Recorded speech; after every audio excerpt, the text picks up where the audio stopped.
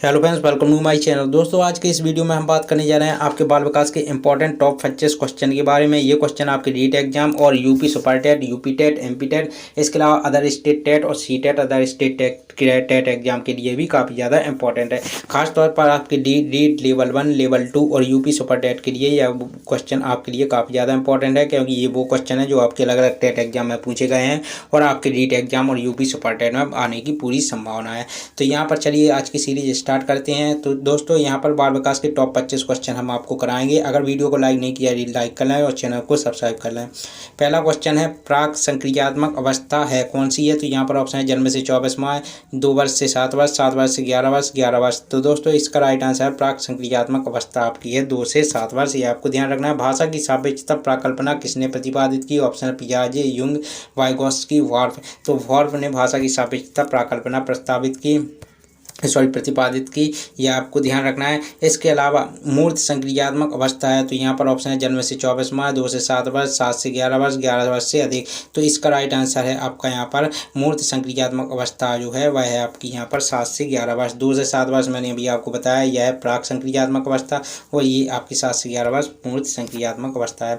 निम्न में से कौन सा भाषा के विकास को प्रभावित नहीं करता? तो परिपक्वता, अभिप्रेरणा, स्वास्थ्य और लंबाई या वजन।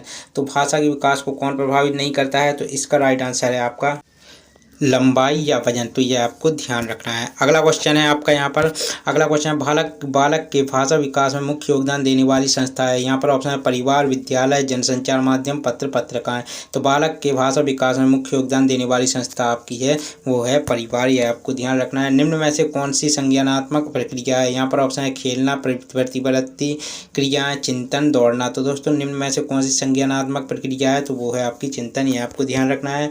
कौन से आयु समूह के लिए एरिक्सन ने विकास की 8 अवस्थाएं प्रस्तावित की? ऑप्शन है जन्म से मृत्यु तक, जन्म से बाल्यावस्था तक, जन्म से किशोरावस्था तक, जन्म से युवावस्था तक। तो कौन से आयु समूह के लिए एरिक्सन ने विकास की 8 अवस्थाएं प्रस्तावित की? वो है जन्म से मृत्यु तक, ये आपको ध्यान रखना है। अगला क्वेश्चन है, निम्न में से शैशवावस्था की विशेषता नहीं है। ऑप्शन है शारीरिक विकास की तीव्रता, मानसिक क्रियाओं की तीव्रता, दूसरों पर निर्भरता, नैतिकता का होना। तो नैतिकता का होना आपका शैशवावस्था की विशेषता नहीं है, नैतिकता का होना आपकी शैशवावस्था की विशेषता नहीं है।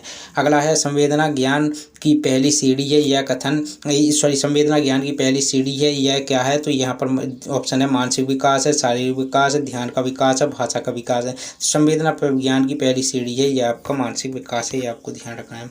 इसके अलावा किशोर अवस्था की मुख्य विशेषता निम्न में से है तो कौन सी है? आत्मगौरव, रचनात्मक, सामाजिक प्रवृत्ति, आत्मचेतना। इसका आपका राइट आंसर है आत्मगौरव, ये आपको ध्यान रखना। किशोर अवस्था की मुख्य विशेषता इनमें से निम्न कौन सी है? तो वह है आपकी आत्मगौरव, ये आपको ध्यान रखना है। विकास प्रारंभ होता है, यहाँ पर ऑप्शन है गर्भावस्था से, शैशवावस्था से, किशोरावस्था से, बाल्यावस्था से। तो यहाँ पर आपको ध्यान रखना है। तो विकास प्रारंभ होता है कहाँ से? आपका विकास प्रारंभ होता है गर्भावस्था से, यह आपको ध्यान रखना है।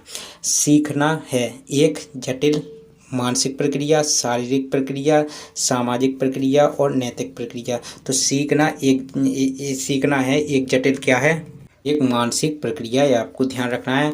अगला क्वेश्चन है, कार्ल सी गैरिसन ने किस विधि का अध्ययन किया? यहाँ पर ऑप्शन है क्षैतिजी विधि, लंबात्मक विधि, सांख्यिकीय विधि, प्रयोगात्मक विधि। तो ध्यान रखना है लंबात्मक विधि का, ये आपको ध्यान रखना है। मिथ्या परिपक्वता का काल कहा जाता है। ऑप्शन है शैशवावस्था, बाल्यावस्था, किशोरावस्था, प्रौढ़ावस्था। तो मिथ्या परिपक्वता का काल कहा जाता है बाल्यावस्था को। सीखने का आदर्श काल माना गया है, तो यहाँ पर ऑप्शन है शैशवावस्था, बाल्यावस्था, किशोरावस्था, प्रौढ़ावस्था। तो सीखने का आदर्श काल माना गया है शैशवावस्था को, ये आपको ध्यान रखना है। बीजावस्था कहा गया है, तो किसे कहा गया है? 0 से 2 सप्ताह को, 2 से 8 सप्ताह को, 8 से 16 सप्ताह को जन्मजात। तो ध्यान रखना है बीजावस्था एक गर्भाधान अवस्था है, और ये आपकी जो है यह शुरू के 0 से 2 सप्ताह की अवस्था को क्या कहते हैं? बीजावस्था कहते हैं। तो ये आपको ध्यान रखना है। बालक के सिर एवं मस्तिष्क का सर्वाधिक विकास किस अवस्था में होता है? तो यहाँ पर ऑप्शन है प्रौढ़ावस्था, शैशवावस्था, किशोरावस्था और बाल्यावस्था। तो सिर एवं मस्तिष्क का सर्वाधिक विकास आपका किस अवस्था में होता है? तो बालक के सिर एवं मस्तिष्क का सर्वाधिक विकास आपका कब होता है? वो होता है आपका शैशवावस्थाएं, ये आपको ध्यान रखना है। इसके अलावा 2 से 5 वर्ष की आयु कहलाती है, तो यहाँ पर ऑप्शन है शैशवावस्था, बाल्यावस्था, किशोरावस्था। तो इसको बोला जाता है बाल्यावस्था। और कौन सी बाल्यावस्था? इसको बोला जाता है पूर्व बाल्यावस्था। तो ये आपको ध्यान रखना है।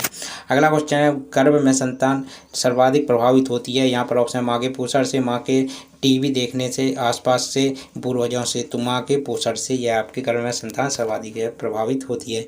खेल के मैदान में कौन सा विकास होता है? ऑप्शन है शारीरिक विकास, मानसिक विकास, सामाजिक विकास, उपयुक्त सभी। तो खेल के मैदान से आपका ये सारे विकास होते हैं, तो ये ऑप्शन नंबर डी उपयुक्त सभी सही हो जाएगा। बालक में संस्कारों का प्रारंभ कहाँ से होता है? ऑप्शन विद्यालय, परिवार, सिनेमाघर, खेल का मैदान। तो बालक में संस्कारों का प्रारंभ जो है वह आपका परिवार से हो जाता है, ये आपको ध्यान रखना है।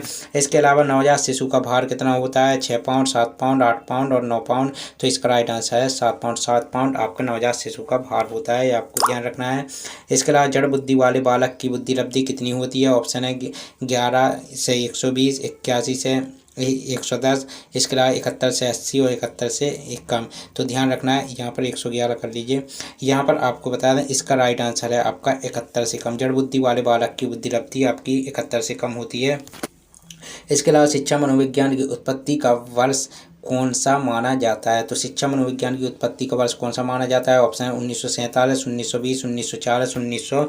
तो दोस्तों इसका राइट आंसर है, आपको ध्यान रखना है, 1900 को आपके शिक्षा मनोविज्ञान की उत्पत्ति का वर्ष माना जाता है, ये आपको ध्यान रखना है।